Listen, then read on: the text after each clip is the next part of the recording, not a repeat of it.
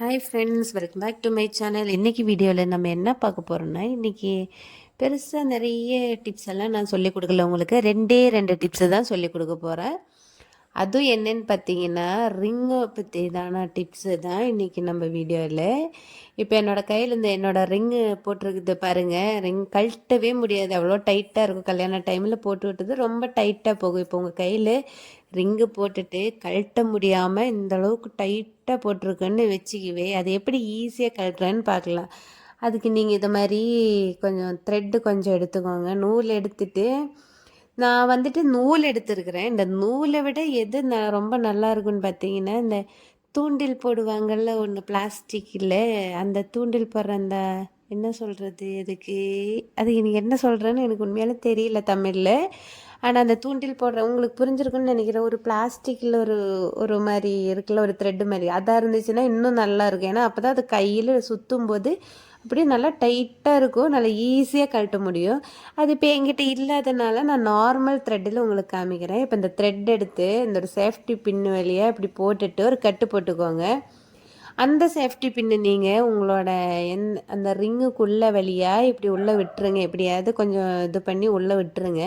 என்னோட இதில் கொஞ்சம் உள்ளே விட முடிஞ்சிச்சு. ஏன்னா ஒரு பக்கம் பார்த்தீங்கன்னா நசி இருக்கிற மாதிரி இருக்கும் அந்த ரிங்கு. இந்த மாதிரி நீங்கள் உள்ளே விட்டுக்கோங்க. உள்ளே விட்டுட்டு என்ன பண்ணணும்னா, அந்த மிச்சம் இருக்கிற அந்த த்ரெட் எல்லாத்தையும் உங்கள் கையில் நல்லா இப்படி டைட்டாக சுற்றி விடுங்க. சுற்றி விட்டுட்டு மேலேயும் ஒரு கட்டு போட்டு விட்டுருங்க. ஆனால் நல்லா டைட்டாக சுற்றி விடணும். டைட்டாக சுற்றினா தான் ஈஸியாக உங்களுக்கு ரிமூவ் பண்ண முடியும். இப்போ பாருங்கள், நல்லா டைட்டாக சுற்றி விட்டுருக்குது பாருங்கள். இப்போ இந்த டைட்டாக சுற்றிட்டு என்ன பண்ணோன்னா, அது மேலே உங்களுக்கு தேங்காய் எண்ணெய் இருந்துச்சுன்னா கொஞ்சமாக தேங்காய் எண்ணெய் அப்ளை பண்ணி விடுங்க. இந்த கோகனட் ஆயில் இல்லைனாலும் பிரச்சனை இல்லை. உங்கள்கிட்ட வேறு என்ன எண்ணெய் இருக்குதோ அந்த எண்ணெய் கொஞ்சம் அது மேலே இப்படி தடவி விடுங்க. தடவி விட்டுட்டு அப்போ தான் ஈஸியாக உங்களுக்கு அதை ரிமூவ் பண்ண முடியும். தடவி விட்டுட்டு அந்த பின்னு அப்படியே ஆப்போசிட் சைடில் இப்படி சுற்றுங்க. சுற்றும்போது அதுவாக ஆட்டோமேட்டிக்காக அந்த ரிங்கு வந்துட்டு உங்களுக்கு ஈஸியாக ரிமூவ் பண்ண முடியும். பாருங்கள், நான் எப்படி ஈஸியாக எவ்வளோ ஈஸியாக கழட்டுறேன்னு பாருங்கள். அப்படியே சுற்றி சுற்றி எடுத்தேன்னா உங்களுக்கு எவ்வளோ டைட்டாக இருந்தாலும் சரி, அது உங்களுக்கு ஈஸியாக எடுக்க முடியும். இந்த டிப்பு நீங்கள் ட்ரை பண்ணி பாருங்கள்.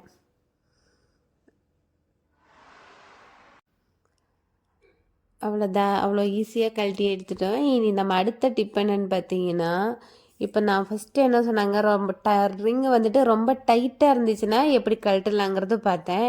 இப்போ நெக்ஸ்ட்டு டிப் என்னென்னு பார்த்தீங்கன்னா, ரொம்ப லூஸாக இருந்துச்சுன்னா என்ன பண்ணலான்னு பார்க்கலாம்.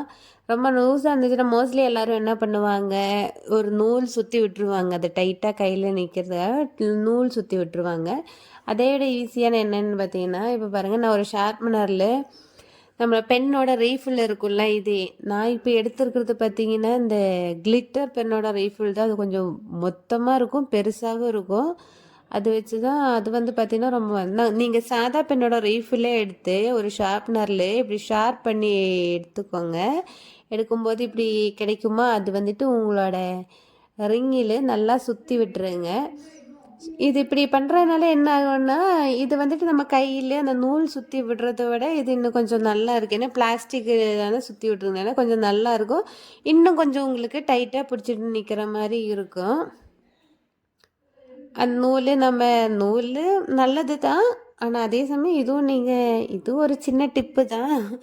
ஏதோ நல்லா இருக்கிற மாதிரி தோணுச்சு எனக்கும். நானும் ஒரு டைம் இப்படி சுற்றி பார்த்தேன், நல்லா தான் இருந்துச்சு. சரி, அதுதான் உங்களுக்கும் ஷேர் பண்ணலான்ட்டுன்னு உங்கள்கிட்டையும் சொன்னேன். உங்களுக்கு யாருக்காவது பிடிச்சிருந்தா நீங்களும் இதை மாதிரி சுற்றி ட்ரை பண்ணி பாருங்கள். நல்லா இருக்குதுன்னா இது மாதிரி போட்டுக்கோங்க. பாருங்கள், அது நல்லா டைட்டாக தான் பிடிக்கும். அது பிளாஸ்டிக்னால கொஞ்சம் ஏதோ இன்னும் கொஞ்சம் நல்லா இருக்கிற மாதிரி எனக்கு ஃபீல் ஆயிடுச்சு. நூலை விட இது கொஞ்சம் நல்லா இருக்கிற மாதிரி தோணுச்சு. கையில் இன்னும் கொஞ்சம் டைட்டாக பிடிக்கிற மாதிரி இருந்தது. இன்றைக்கி வீடியோவில் பெருசாக எந்த டிப்பும் இல்லை. இந்த ரெண்டு டிப்ஸ் மட்டும்தான். நெக்ஸ்ட் வீடியோவில் பார்த்துக்கலாம். பாய்.